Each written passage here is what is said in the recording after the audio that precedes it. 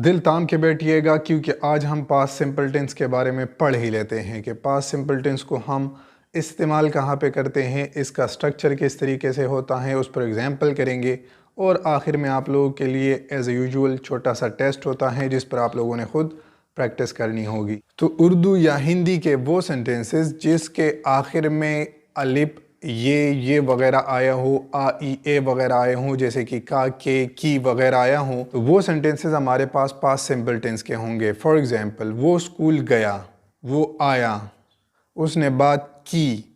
तो यहाँ पे आप आखिरी लफ्ज़ को या सेंटेंस के आखिरी लफ्ज़ को देखो, ये हमारे पास का के की अलिफ ये वगैरह हैं। तो इससे हमें ये पता चलता है कि ये हमारे पास पास्ट सिंपल टेंस के सेंटेंसेस होंगे।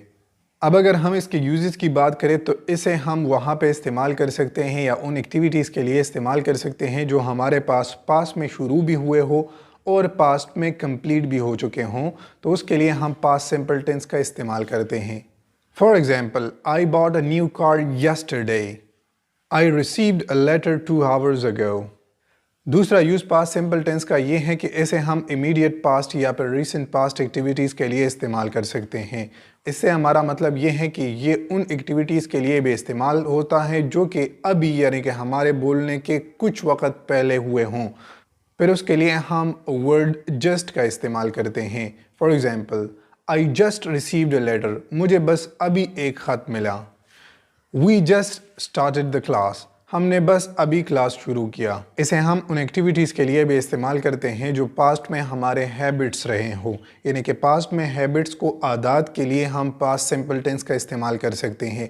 फिर वहाँ पर हमने पास्ट टेंस में यानी कि पास्ट सिंपल टेंस में ऑलवेज वर्ड का इस्तेमाल करना होगा।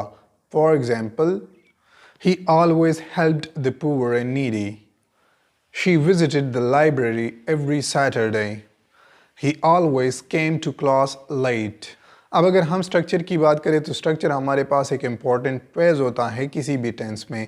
तो अफर्मेटिव के लिए यानी कि पॉजिटिव के लिए इसका जो स्ट्रक्चर होता है उसमें सब्जेक्ट, फिर उसके बाद second form of the verb use होता है। ये बात आप लोगों ने हमेशा के लिए जहन में याद रखनी है कि पास्ट सिंपल टेंस में अफर्मेटिव सेंटेंस में हम second form of the verb का यूज़ करते हैं। फिर उसके बाद हमारे पास लगता है ऑब्जेक्ट। फॉर एग्ज़ाम्पल, वो स्कूल गया, he went to school. Went हमारे पास वर्ब है और वर्ब का सेकंड फॉर्म है और इसका फर्स्ट फॉर्म गो है। तो गो का हमने सेकंड फॉर्म यूज़ करना है वेंट टू स्कूल, और बाकी का स्ट्रक्चर एज इट इज़ जैसे हमने पिछले टेंसेस में पढ़ा था। इस टेंस में ये चीज़ नहीं है कि आई वी यू के साथ हम अलग अलग चीज़ों का इस्तेमाल नहीं करते। जितने भी हेल्पिंग वर्ब्स इसके हैं या जितने भी हमारे पास सब्जेक्ट्स आते हैं उसके बाद हमने second form of the verb use करना है। फॉर एग्ज़ाम्पल, हमने किताबें ख़रीदी, वी बॉट द बुक्स। अब अगर हम इसके नेगेटिव स्ट्रक्चर को देखें तो नेगेटिव स्ट्रक्चर में सिंपली आप लोगों ने सब्जेक्ट के बाद डिड नॉट का इजाफा कर देना है और वर्ब का फर्स्ट फॉर्म यूज़ करना है। इसमें अक्सर स्टूडेंट कंफ्यूज हो जाते हैं, जब वो पास्ट सिंपल के नेगेटिव बनाते हैं तो वो डिड नॉट भी लगा देते हैं और फिर उसके बाद वर्ब का सेकंड फॉर्म भी लगा देते हैं। तो ये बिल्कुल गलत होगा। इसमें हमारे पास जो हेल्पिंग वर्ब यूज़ होता है डिड, ये ऑलरेडी हमारे पास डू का सेकंड फॉर्म है, यानी कि डू, डिड और डन। तो हम सब्जेक्ट को लगाएंगे। सब्जेक्ट अगर हमारे पास I we you they singular plural whatever जो भी हमारे पास सब्जेक्ट होगा उसके बाद हमने डिड नॉट का इजाफा कर देना है, फिर उसके बाद वर्ब का फर्स्ट फॉर्म और लास्ट में ऑब्जेक्ट, ऑब्जेक्ट के बाद फुल स्टॉप। फॉर एग्जाम्पल, हमने किताबें नहीं ख़रीदी, वी डिड नॉट बाय। अब यहाँ पे ये चीज़ जहन में याद रखो कि यहाँ पर हमने वर्ब का फर्स्ट फॉर्म यूज़ करना है, तो we did not buy the books. मैं स्कूल नहीं गया, I did not go to school. Interrogative के स्ट्रक्चर को देख लीजिएगा। इंट्रोगेटिव में सिंपली आप लोगों ने करना क्या है कि हेल्पिंग वर्ब को स्टार्ट पे लगा देना है, फिर उसके बाद सब्जेक्ट, सब्जेक्ट के बाद वर्ब का फर्स्ट फॉर्म और फिर उसमें ऑब्जेक्ट और लास्ट में क्वेश्चन मार्क। तो जिससे ये सेंटेंस आपके पास इंट्रोगेटिव में चेंज हो जाएगा। फॉर एग्जाम्पल, क्या हमने किताबें ख़रीदी, did we buy the books. क्या मैं स्कूल गया, did I go to school.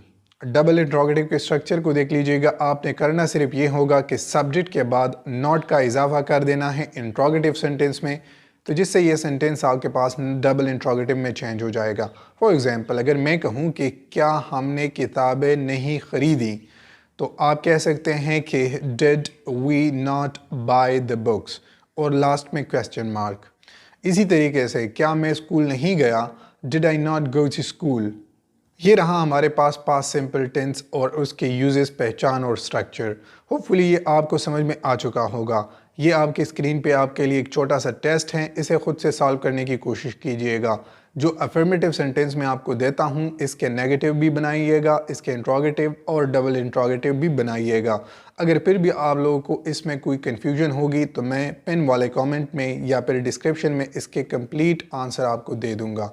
अपनी स्पीकिंग स्किल्स और अपनी ग्रामर को इम्प्रूव करने के लिए हमारे यूट्यूब चैनल और Facebook page how to learn English को विजिट करके फॉलो कीजिएगा। Thanks for watching and bye for now.